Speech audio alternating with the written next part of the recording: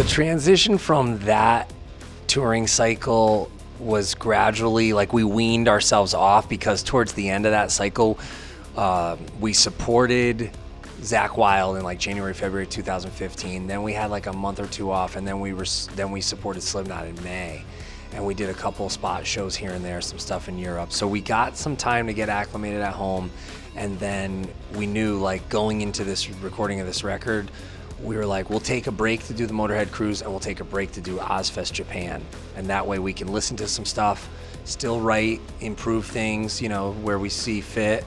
And it was great, because then I got nice and acclimated at home, got to be like in a regular routine where I could get up and make a pot of coffee, shit in my own toilet, take a shower in my own shower, walk my dogs, and just do things that you really miss while you're on the road, you know?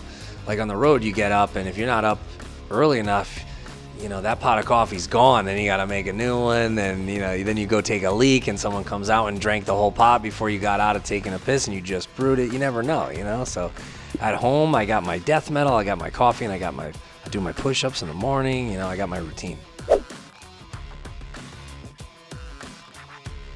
I wrote a little bit on the road just because there was a lot of stuff lyrically that was coming to me, or I was thinking of little things I could do, and then I'd go in my bunk and I would write down on, I had a little pad that Michael from Volbeat gave me, and he's like, you know, he told me, here you go, you know, I must have mentioned to him, you know, about, in the podcast, I mean, I had him on my podcast, we were talking about that, and he remembered, and he gave me that, and I was like, oh, that's cool, I'll have to use that for the record, and I did, and then I also I would type some stuff in my phone, or I would email myself ideas, like hum myself ideas, and then send it to me. So yeah, there was some stuff being written on the road too, yeah. I had a little more of a positive outlook on the last record, and so I wanted to tone that down a little bit on this, but not have the negativity be aimless. And that's something I've talked about before, where it's like, all right, well, yeah, life isn't fair, and we're not going to see like justice in a lot of these situations. We're not going to see karma, we're not going to see what goes around comes around. And you know, you see in a lot of movies and a lot of TV shows now, people are like identifying with these anti-heroes and with these very flawed, fucked up people, because that's kind of how life is, right? Like you see these falls from grace everywhere, and you know, you just accept it. And I think with this record, there's a certain amount of acceptance, but then you come to a point where you got to fight back. And so you mentioned looking down the barrel of today. It's like, a lot of people have asked me about that song, and I'm like, yeah, it's supposed to be a motivational song. Like, people hear the lyrics, and if you just look at the lyrics at face value, you might think that I'm talking about being on the end of the barrel. But I'm talking about taking that and being on the other side. Now the world is my trigger, you know? Came from the gutter, just missed the grave. Now I'm looking down the barrel of today. Start from nothing, stop and nothing held back. Never put myself in that position again.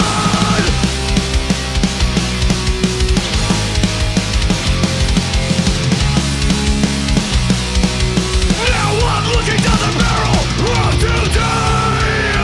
It all depends how you look at it, right? Like, art is subjective. Art is in the eye of the beholder, but that's a song that it's just supposed to get you pumped up. We're not supposed to have these deep, long, dark conversations about life and what our purpose is and where we came from and where we're headed. No, all we have is today. We're looking down the barrel of today. It's either you're on the receiving end or the giving end. What's it gonna be?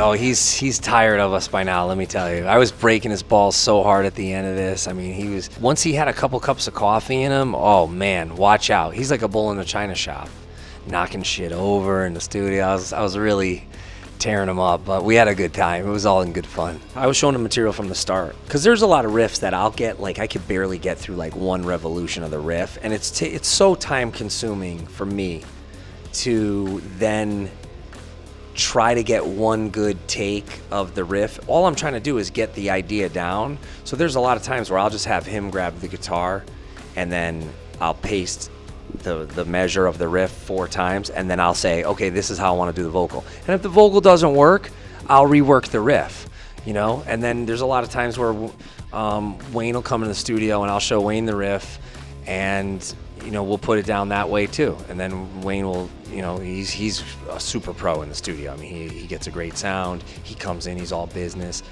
and he'll hear my idea, he'll run over it, and then I'll paste all the parts together, like if we're doing it in Pro Tools for the demo, and I'll try to get the vocals as best as I can to work with the riff, and then we'll have Matt come in and do real drums, and we just kind of built the record from the ground up like that. But if we're at that level with Zeuss where he's like, if it wasn't good, he's like, that's doo-doo, don't use it. I will do takes of vocals and he'd be like, nah, nope, and then you got to do it again. Or there was ideas that we scrapped, so I felt like the stuff that we didn't scrap, the stuff that we made, that we put on the record is all quality stuff. I'm confident in every song on the record. Yeah, and actually, those guys are rehearsing right now, and they were saying that they want to do AD, Something's Off, and Looking Down the Barrel of Today. So they're so confident in the material that they want to put 3 new songs in the set, which, when I just saw Slayer and they just played Repentless. No, they did When the Stillness Comes too, so they had 2 in the set. And I thought, wow, that's ballsy, Slayer to come out and do 2 new songs. That shows, they're confident in the material and that. And man, Repentless got like a real pop. Like the crowd loved it and they were singing along and stuff. And so that's what you want when you go out and you play a song off the new record. You're making a statement, right? When you open the show with a new song off the new record and people are pumped, you're showing you don't have to rest on your laurels. And I feel like we definitely made a statement with this record. We could do the same. What's up, everybody? It's Jamey Jasta from Hatebreed telling you to subscribe to Louder Noise, the loudest noise on earth.